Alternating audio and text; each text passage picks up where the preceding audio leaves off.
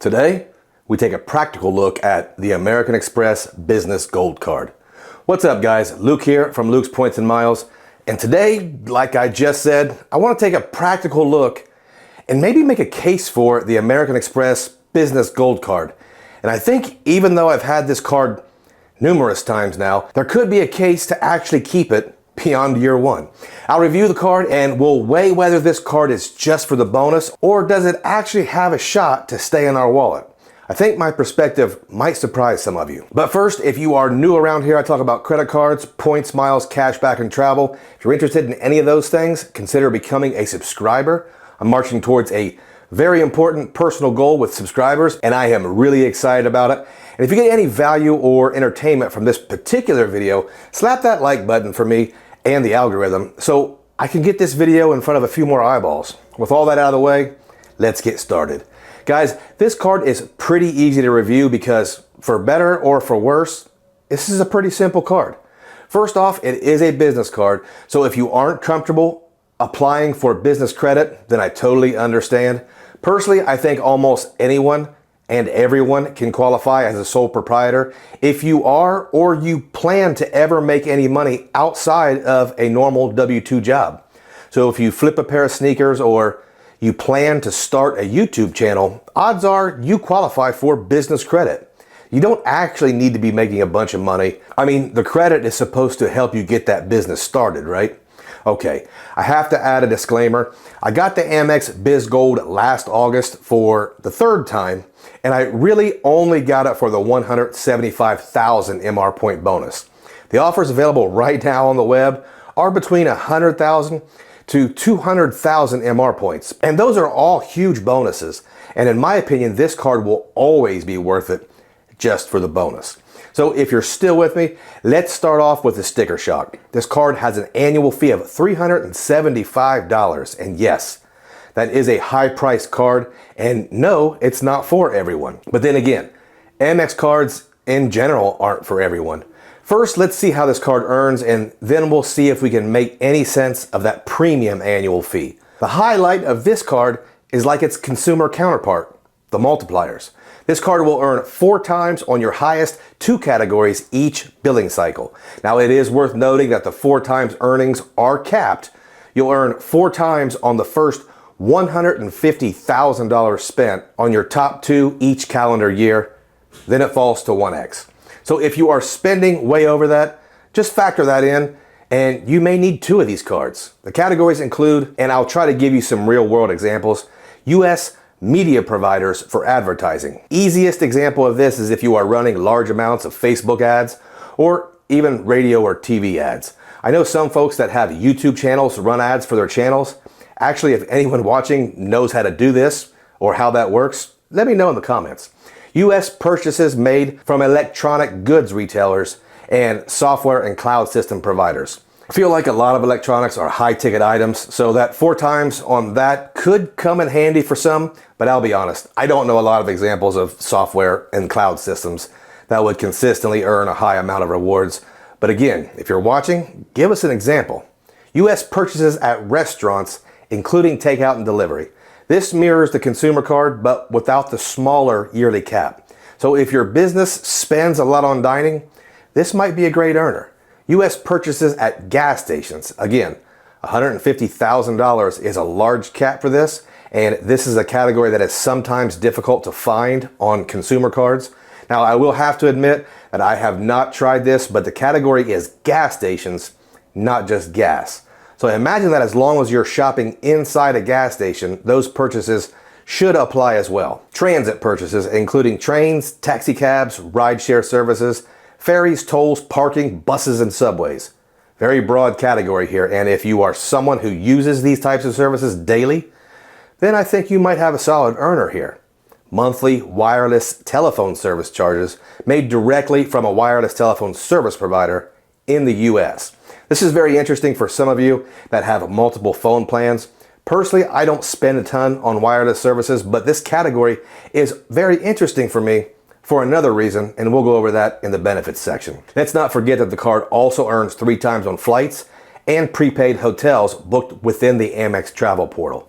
So depending on your setup, that could be an okay use of the card, but I don't hear about too many folks using this card as a travel card. So pretty good earnings, but that's an awfully high annual fee, guys. And by now we all know the Amex formula is giving credits to offset the fee. So are there 34 different credits we need to use to come out ahead? Well, the good news is no, but the bad news is you probably won't come out ahead on the credits alone anyway, and I'll explain. The first credit, and really the only credit, is the $240 flexible business credit. You'll earn up to $20 in statement credits monthly after you use the business gold card for eligible U.S. purchases at FedEx, Grubhub, and office supply stores. This can be an annual savings of up to $240. Now, this is $20 total per month, so any of these options trigger the credit. This is where it gets personal for each of us. Me personally, I hate Grubhub. I don't use FedEx to ship anything, but I do shop at office supply stores. Maybe not every month, but there is a reason for me to visit my local Staples about every 6 weeks. And something that I don't mind purchasing at Staples is a box of coffee pods. Normally I could buy a box of 70 pods for between $27 and $30, and that will trigger the $20 credit. I know that's pretty specific use case for me, but I feel that I can value that credit because the coffee is something that I have to have anyway, and it's not overpriced at Staples. Do they have my favorite coffee? No. But I can drink the Green Mountain medium blend regular coffee when I'm at work. So if you can find a way to use that $20 a month without much trouble, you can bring that $375 annual fee down a little bit. In my case, I feel like I have about $135 left to figure out. And that brings me to the Walmart Plus credit. Now, I know most folks watching this probably will not value a Walmart Plus membership, and I totally understand that. I don't think I would purchase this ever. However, I am a normal person, meaning I do sometimes need to save money on certain things, so there are a few times a year I will shop at Walmart. Free delivery is nice, and I think there is at least some value from this membership. We normally do the school supply shopping at Walmart and have that stuff delivered, so listen, skipping a trip to a rural Midwestern Walmart is fairly valuable. So guys, I promise I am not trying to sell you on a Walmart Plus membership, but just take a second to listen to what it comes with. You get a Paramount Plus subscription, and I'm very sorry guys, I have no idea what kind of programming they offer. You get free same-day grocery delivery. That's kind of sweet. 25% off Burger King digital orders. Now listen, I really do like Burger King, but I'm not supposed to be eating that stuff anymore. And you can get 10% off gas at over 13,000 locations. So you can see some synergistic effects and some benefits here if you look really hard and you want to game that system. The card comes with purchase and travel protections like most higher end Amex cards. But the last thing I want to talk about is the cell phone insurance. I keep an eye out on cards that have a wireless service multiplier and cell phone insurance. Even though I think it's a fairly small part of my monthly spending, this card might be the best out there with a potential 4 times MR points plus cell phone protection. To compare, the Chase Preferred has 3 times UR points and protection, and the Wells Fargo Autograph has the same 3 times points plus protections. With Amex, you get up to an $800 per claim, up to 2 claims a year, and it has a $50 deductible. Let me lay it all out here, guys, and I'll use my scenario right now with the card and how it fits into my setup. I'm going to use this card for wireless services and dining. Gas seems to be a great option, but I'm going to use my city custom cash for that and earn 5 times thank you points, at least when I'm not trying to hit some type of bonus. I earned 175,000 Amex membership rewards points, and I paid $375. I'm going to earn back the $240 without much work, and between the Walmart Plus membership and the cell phone insurance, I think I'm going to get pretty close to that annual fee. So let me give a rough estimate of what I might earn on regular spend for the rest of these 12 months. I'll likely not be getting a lot of new cards in the next year, so I'll estimate around $750 a month on dining. We don't eat out a ton, but there are times when that number does skyrocket for different reasons. And I think my total household cell phone bill is probably around $175 a month, but that does go up when we go overseas because both myself and my wife, we need to be connected. So let's make that an even $200. So I might be around $950 a month on business gold spend, or right around $11,000 a year. So I may earn 44,000 MR points. Doesn't sound like a lot, does it?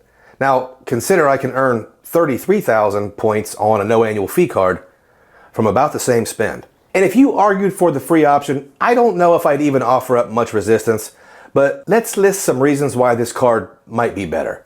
First off, huge bonus. Tough to earn 175,000 points with normal spend. Amex MR points. I value MR points higher than most other currencies. Amex transfer bonuses. Amex has more bonuses than other issuers, and the final reason is Amex offers. Amex offers are the most underrated benefit in the game, and you can actually make up that annual fee with just a couple good offers. Throw in the fairly easy for me to use credits, the Walmart Plus, and the cell phone protection, and I think the card might be worth keeping if you are maximizing or you really want to stack MR points. In any case, the card is definitely worth it in year one. Guys, tell me what you think. It's not a popular card, but I was trying to make it appeal more mainstream because I do think it offers value, and it's currently coming with a giant welcome offer. Shamelessly, I will leave my personal link in the description below, but don't use it if you can find a better offer somewhere else. And if you have stayed all the way to the end, I thank you, and I appreciate every single one of you.